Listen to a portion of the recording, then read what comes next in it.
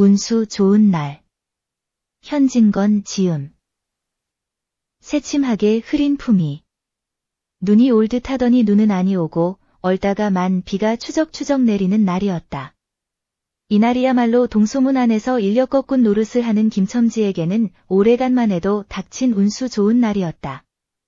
문 안에. 거기도 문밖은 아니지만.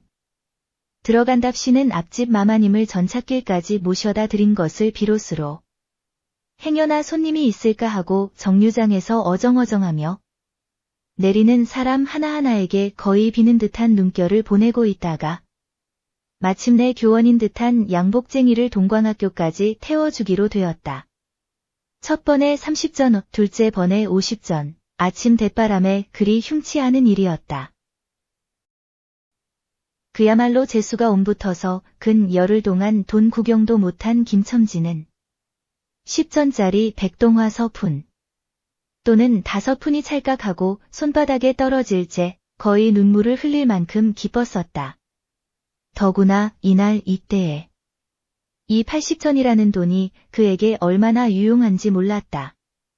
컬컬한 목에 모주 한 잔도 적실 수 있거니와 그보다도 앓는 아내에게 설렁탕 한 그릇도 사다 줄 수 있습니다. 그의 아내가 기침으로 쿨룩거리기는 벌써 달포가 넘었다. 조밥도 군기를 먹다시피 하는 형편이니 물론 약 한 첩 써본 일이 없다. 구태여 쓰려면 못쓸 바도 아니로되. 그는 병이란 놈에게 약을 주어 보내면 재미를 붙여서 잡고 온다는 자기의 신조에 어디까지 충실하였다. 따라서 의사에게 보인 적이 없으니 무슨 병인지는 알 수 없으되 반드시 누워가지고 일어나기는 새로 모로도 못 눕는 걸 보면 중증은 중증인 듯 병이 이대도록 심해지기는 열흘 전에 조밥을 먹고 체한 때문이다. 그때도 김첨지가 오래간만에 돈을 얻어서 좁쌀 한 되와 10전짜리 나무 한 단을 사다 주었더니 김첨지의 말에 의지하면 그 오라질 년이 천방지축으로 냄비에 대고 끓였다. 마음은 급하고 불길은 달지 않아 채 익지도 않은 것을 그 오라질년이 숟가락은 고만두고 손으로 움켜서 두 뺨에 주먹덩이 같은 혹이 붉어지도록 누가 빼앗을 듯이 처박질하더니만 그날 저녁부터 가슴이 땡긴다, 배가 캥긴다고 눈을 흡뜨고 지랄병을 하였다. 그때 김첨지는 열화와 같이 성을 내며 에이유, 오라질년. 조랑복은 할 수가 없어. 못 먹어 병. 먹어서 병. 어쩌란 말이야? 왜 눈을 바로 뜨지 못해 하고 앓는 이의 뺨을 한번 후려갈겼다. 흡뜬 눈은 조금 바루어졌건만 이슬이 맺히었다. 김첨지의 눈시울도 뜨끈뜨끈하였다. 이 환자가 그러고도 먹는 데는 물리지 않았다. 사흘 전부터 설렁탕 국물이 마시고 싶다고 남편을 졸랐다. 이런 오라질년. 조밥도 못 먹는 년이 설렁탕은 또 처먹고 지랄병을 하게 라고 야단을 쳐보았건만 못 사주는 마음이 시원치는 않았다. 인제 설렁탕을 사줄 수도 있다. 앓는 어미 곁에서 배고파 보채는 개똥이 3살 먹이에게 죽을 사줄 수도 있다. 80전을 손에 쥔 김첨지의 마음은 푼푼하였다. 그러나 그의 행운은 그걸로 그치지 않았다. 땀과 빗물이 섞여 흐르는 목덜미를 기름주머니가 따된 외목 수건으로 닦으며 그 학교 문을 돌아 나올 때였다. 뒤에서 윌려꺼 하고 부르는 소리가 난다. 자기를 불러 멈춘 사람이 그 학교 학생인 줄 김첨지는 한 번 보고 짐작할 수 있었다.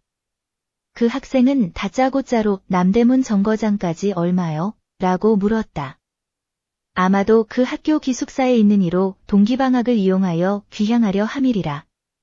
오늘 가기로 작정은 하였건만. 비는 오고 짐은 있고 해서 어찌할 줄 모르다가 마침 김첨지를 보고 뛰어나왔음이리라. 그렇지 않으면 왜 구두를 채 신지 못해서 질질 끌고 비록 고구라 양복일망정 노바기로 비를 맞으며 김첨지를 뒤쫓아 나왔으랴. 남대문 정거장까지 말씀입니까? 하고 김첨지는 잠깐 주저하였다. 그는 이 우중에 우장도 없이 그 먼 곳을 철벅거리고 가기가 싫었음일까? 처음 것 둘째 것으로 고만 만족하였음일까? 아니다. 결코 아니다. 이상하게도 꼬리를 맞물고 덤비는 이 행운 앞에 조금 겁이 났습니다. 그리고 집을 나올 제 아내의 부탁이 마음이 캥기었다.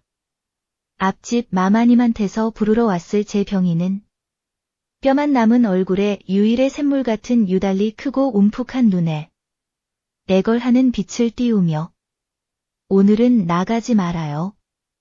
제발 덕분에 집에 붙어 있어요. 내가 이렇게 아픈데 이라고 목이 소리같이 중얼거리고 숨을 걸그렁걸그렁하였다.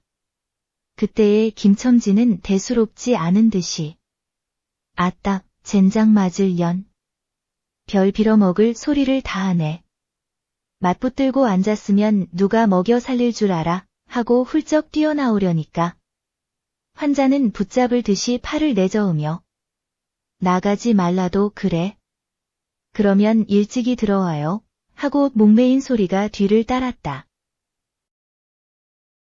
정거장까지 가잔 말을 들은 순간에 경련적으로 떠는 손, 유달리 큼직한 눈, 울듯한 아내의 얼굴이 김첨지의 눈앞에 어른어른하였다. 그래 남대문 정거장까지 얼마란 말이온 하고 학생은 초조한 듯이 인력거꾼의 얼굴을 바라보며 혼잣말같이 인천차가 11점에 있고 그 다음에는 새로 2점이든가 라고 중얼거린다. 1원 50전만 줍시오. 이 말이 저도 모를 사이에 불쑥 김첨지의 입에서 떨어졌다. 제 입으로 부르고도 스스로 그 엄청난 돈 액수에 놀랐다. 한꺼번에 이런 금액을 불러라도 본 지가 그 얼마 만인가. 그러자 그 돈 벌 용기가 병자에 대한 염려를 사르고 말았다. 설마 오늘 내로 어떠랴 싶었다. 무슨 일이 있더라도 제일 제2의 행운을 곱친 것 보고 오히려 갑절이 많은 이 행운을 놓칠 수 없다 하였다.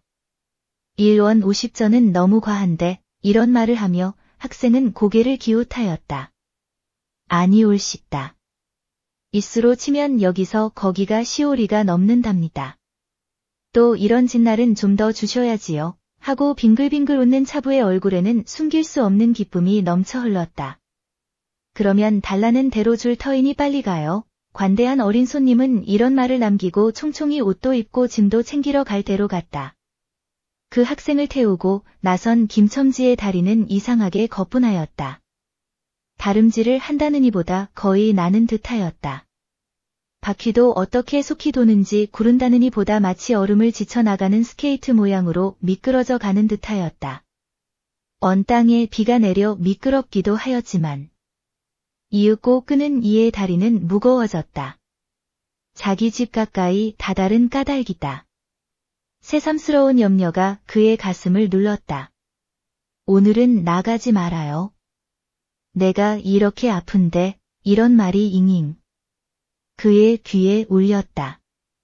그리고 병자의 움쑥 들어간 눈이 원망하는 듯이 자기를 노리는 듯하였다.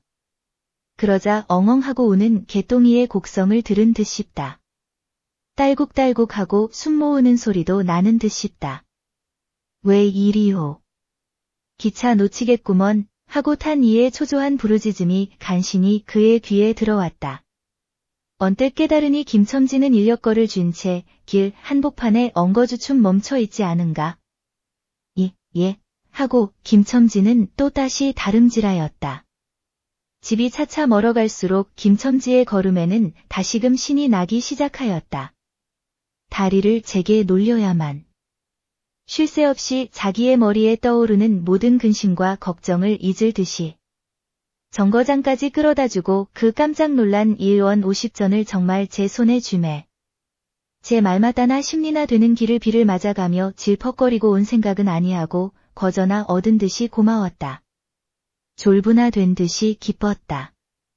제 자식벌밖에 안 되는 어린 손님에게 몇 번 허리를 굽히며 안녕히 다녀옵시오 라고 깍듯이 재우쳤다. 그러나 빈 인력거를 털털거리며 이 우중에 돌아갈 일이 꿈밖이었다. 노동으로 하여 흐른 땀이 식어지자 굶주린 창자에서 물 흐르는 옷에서 어슬어슬 한기가 솟아나기 비롯하매 1원 50전이란 돈이 얼마나 괜찮고 괴로운 것인 줄 절절히 느끼었다. 정거장을 떠나는 그의 발길은 힘 하나 없었다. 온몸이 옹송그려지며 당장 그 자리에 엎어져 못 일어날 것 같았다. 젠장 맞을 것. 이 비를 맞으며 빈 인력거를 털털거리고 도라를 간담. 이런 빌어먹을 제 할미를 붙을 비가. 왜 남의 상판을 딱딱 때려? 그는 몹시 화증을 내며 누구에게 반항이나 하는 듯이 개걸거렸다. 그럴 즈음에 그의 머리엔 또 새로운 광명이 비쳤나니? 그것은 이러고 갈 게 아니라 이 근처를 빙빙 돌며 차 오기를 기다리면 또 손님을 태우게 될는지도 몰라. 란 생각이었다. 오늘 운수가 괴상하게도 좋으니까. 그런 요행이 또 한 번 없으리라고 누가 보증하랴. 꼬리를 굴리는 행운이 꼭 자기를 기다리고 있다고. 내기를 해도 좋을 만한 믿음을 얻게 되었다. 그렇다고 정거장 인력거꾼의 등살이 무서우니 정거장 앞에 섰을 수는 없었다. 그는 이전에도 여러 번 해본 일이라 바로 정거장 앞 전차 정류장에서 조금 떨어지게 사람 다니는 길과 전찻길 틈에 인력거를 세워놓고 자기는 그 근처를 빙빙 돌며 형세를 관망하기로 하였다. 얼마 만에 기차는 왔고 수십 명이나 되는 손이 정류장으로 쏟아져 나왔다. 그 중에서 손님을 물색하는 김첨지의 눈엔 양머리에 뒤축 높은 구두를 신고 망토까지 두른 기생퇴물인 듯 난봉 여학생인 듯 한 여편네의 모양이 띄었다. 그는 슬근슬근 그 여자의 곁으로 다가들었다. 아씨, 인력거 아니 타시랍시요. 그 여학생인지 만지가 한참은 매우 때깔을 빼며 입술을 꼭 다문 채 김첨지를 거들떠보지도 않았다.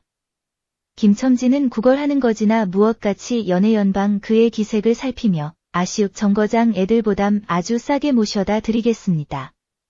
댁이 어디신가요? 하고 추근추근하게도 그 여자의 들고 있는 일본식 버들고리짝에 제 손을 대었다.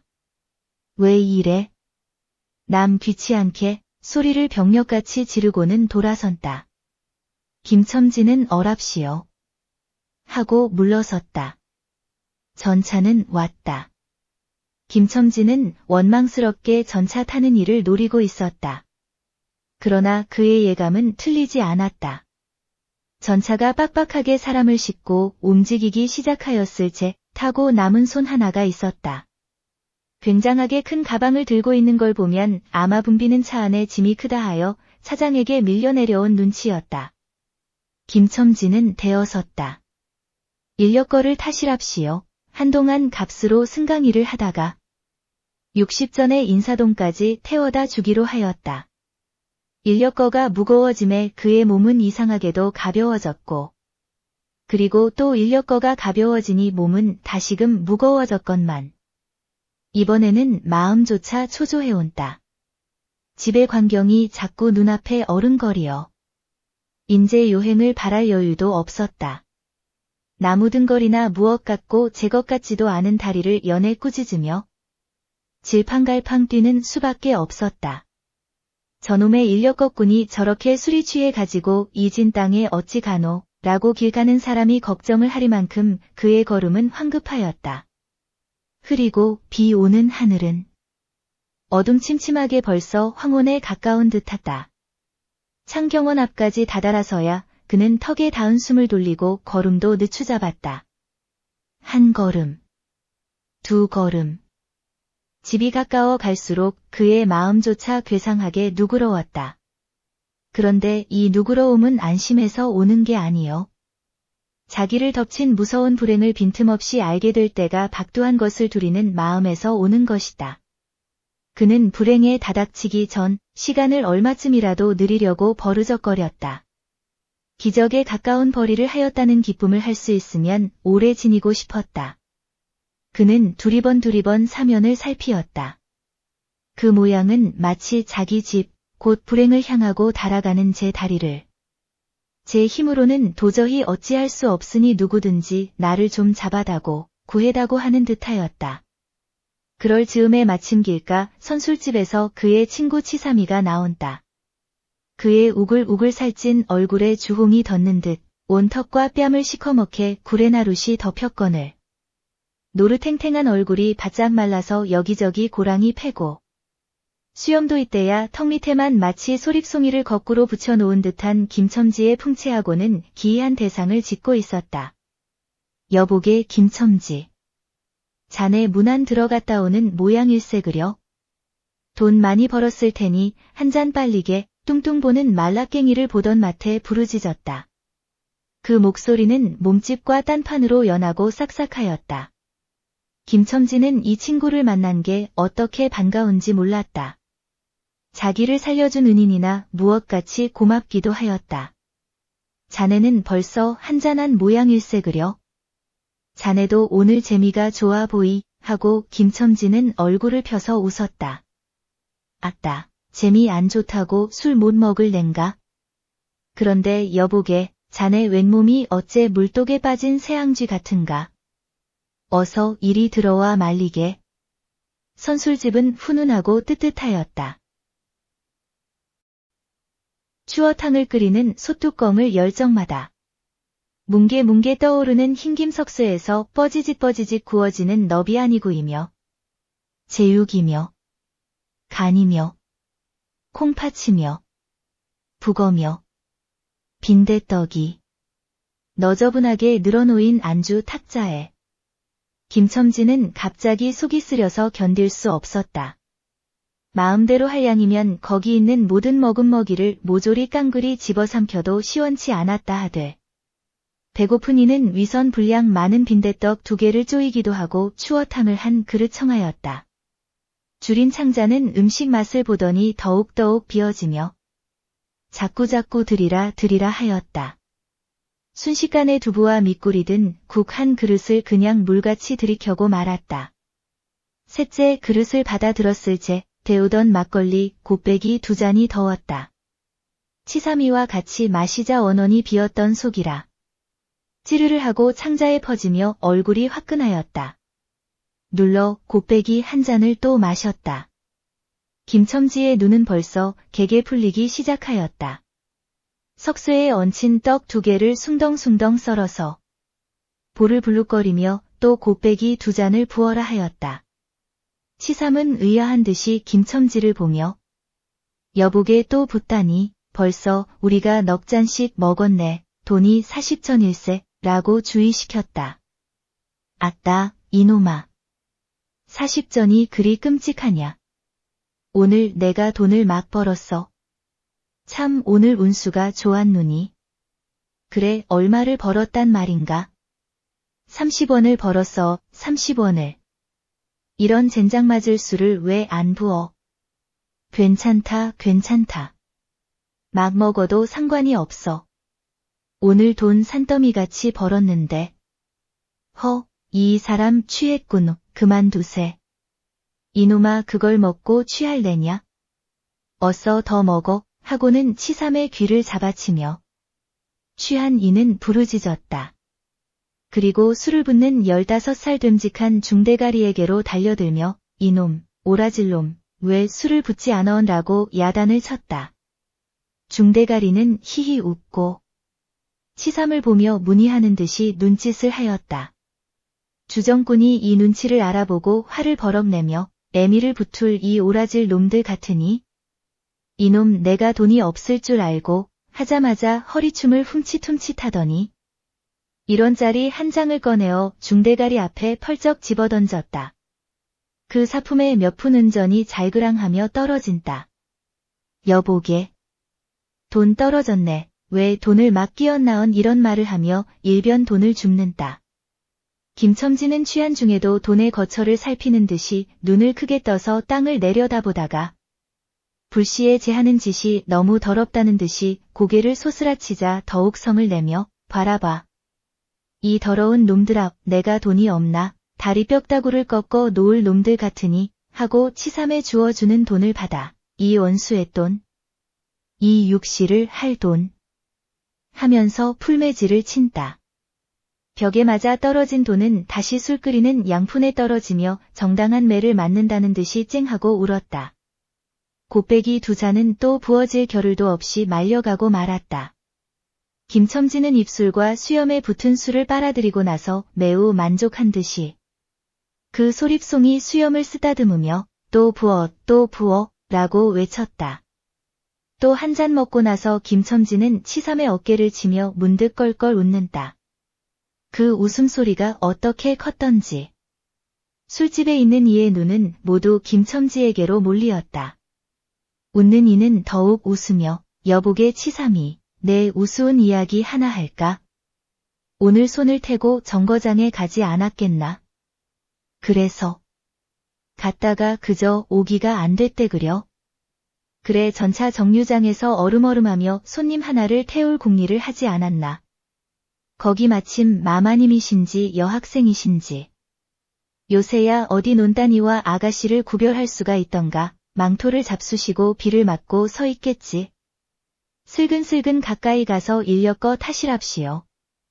하고 손가방을 받으려니까 내 손을 탁 뿌리치고 획 돌아서더니만. 왜 남을 이렇게 귀찮게 굴어온 그 소리야말로 꾀꼬리 소리지. 허허 김첨지는 교묘하게도 정말 꾀꼬리 같은 소리를 내었다. 모든 사람은 일시에 웃었다. 빌어먹을 깍쟁이 같은 년. 누가 저를 어쩌나, 왜 남을 귀찮게 굴어온 어이구 소리가 처신도 없지, 허허. 웃음소리들은 높아졌다. 그러나 그 웃음소리들이 살아도 지기 전에 김첨지는 훌쩍훌쩍 울기 시작하였다. 치삼은 어이없이 주정뱅이를 바라보며 금방 웃고 지랄을 하더니 우는 건 또 무슨 일인가 이 김첨지는 연애 코를 들이마시며 우리 마누라가 죽었다네. 뭐? 마누라가 죽다니, 언제? 이놈아, 언제는, 오늘이지. 애끼, 미친놈, 거짓말 마라. 거짓말은 왜, 참말로 죽었어, 참말로. 마누라 시체를 집에 뻗을쳐놓고. 내가 술을 먹다니, 내가 죽일 놈이야, 죽일 놈이야, 하고 김첨지는 엉엉 소리를 내어 운다. 치삼은 흥이 조금 깨어지는 얼굴로 원 이 사람이 참말을 하나 거짓말을 하나. 그러면 집으로 가셉가이 하고 우는 이의 팔을 잡아당기었다. 치삼의 끄는 손을 뿌리치더니 김첨지는 눈물이 글썽글썽한 눈으로 싱그레 웃는다. 죽기는 누가 죽어? 하고 득이가 양양. 죽기는 왜 죽어? 생때같이 살아만 있단다. 그 오라질 년이 밥을 죽이지. 인제 나한테 속았다. 하고 어린애 모양으로 손뼉을 치며 웃는다. 이 사람이 정말 미쳤단 말인가? 나도 아주머니가 앓는단 말은 들었는데 하고 치삼이도 어느 불안을 느끼는 듯이 김첨지에게 또 돌아가라고 권하였다. 안 죽었어. 안 죽었대도 그래. 김첨지는 화증을 내며 확신 있게 소리를 질렀으되 그 소리엔 안 죽은 것을 믿으려고 애쓰는 가락이 있었다. 기어이 일원어치를 채워서 곱빼기 한 잔씩 더 먹고 나왔다. 굳은 비는 의연히 추적추적 내린다. 김첨지는 취중에도 설렁탕을 사가지고 집에 다다랐다. 집이라 해도 물론 셋집이요. 또 집 전체를 세든 게 아니라 안과 뚝 떨어진 행랑방 한간을 빌려든 것인데 물을 길어대고 한 달에 1원씩 내는 터이다. 만일 김첨지가 주기를 띄지 않았던들 한 발을 대문에 들여놓았을제 그곳을 지배하는 무시무시한 정적. 폭풍우가 지나간 뒤에 바다 같은 정적이 다리가 떨렸으리라. 쿨룩거리는 기침소리도 들을 수 없다. 그르렁거리는 숨소리조차 들을 수 없다. 다만 이 무덤 같은 침묵을 깨뜨린다는 이보다 한층 더 침묵을 깊게 하고 불길하게 하는 빡빡하는 그윽한 소리, 어린애의 젖바는 소리가 날 뿐이다. 만일 청각이 예민한 이 같으면 그 빡빡 소리는 빨 따름이요. 꿀떡꿀떡하고 젖 넘어가는 소리가 없으니 빈 젖을 빤다는 것도 짐작할는지 모르리라. 혹은 김첨지도 이 불길한 침묵을 짐작했는지도 모른다. 그렇지 않으면 대문에 들어서자마자 전에 없이 이 난장 맞을 년 남편이 들어오는데 나와 보지도 않아 이 오라질 년이라고 고함을 친 게 수상하다. 이 고함이야말로 제 몸을 엄습해오는 무시무시한 증을 쫓아버리려는 허장성세인 까닭이다. 하여간 김첨지는 방문을 왈칵 열었다. 구역을 나게 하는 축이 떨어진 삿자리 밑에서 나온 먼지내 빨지 않은 기적 위에서 나는 똥내와 오줌내 가지각색대가 켜켜이 앉은 옷내 병인의 땀 썩은 내가 섞인 추기가 무딘 김첨지의 코를 찔렀다. 방 안에 들어서며 설렁탕을 한 구석에 놓을 사이도 없이 주정꾼은 목청을 있는 대로 다 내어 호통을 쳤다. 이런 오라질년, 주야장천 누워만 있으면 제일이야. 남편이 와도 일어나지를 못해 라는 소리와 함께 발길로 누운 이의 다리를 몹시 찼다. 그러나 발길에 채이는 건 사람의 살이 아니고 나무 등걸과 같은 느낌이 있었다. 이때에 빽빽 소리가 응아 소리로 변하였다. 개똥이가 물었던 젖을 빼어 놓고 운다. 운데도 온 얼굴을 찡그려 붙여서 운다는 표정을 할 뿐이다. 응아 소리도 입에서 나는 게 아니고 마치 뱃속에서 나는 듯 하였다. 울다가 목도 잠겼고 또 울 기운조차 시진한 것 같다. 발로 차도 그 보람이 없는 걸 보자. 남편은 아내의 머리맡으로 달려들어 그야말로 까치집 같은 환자의 머리를 꺼들어 흔들며 이년아 말을 해 말을. 입이 붙었어. 이 오라질년. 응, 이것 봐. 아무 말이 없네. 이년아 죽었단 말이냐. 왜 말이 없어. 응, 또 대답이 없네. 정말 죽었나 버이. 이러다가 누운 이의 흰 창을 덮은 위로 치뜬 눈을 알아보자마자 이 눈깔. 왜 나를 바라보지 못하고 천장만 보느냐. 응 하는 말 끝엔 목이 메였다. 그러자 산 사람의 눈에서 떨어진 달개똥 같은 눈물이 죽은 이의 뻣뻣한 얼굴을 어룽어룽 적시었다. 문득 김첨지는 미친 듯이 제 얼굴을 죽은 이의 얼굴에 한 대 비비대며 중얼거렸다. 설렁탕을 사다 놓았는데 왜 먹지를 못하니? 왜 먹지를 못하니? 괴상하게도 오늘은 운수가 좋더니만.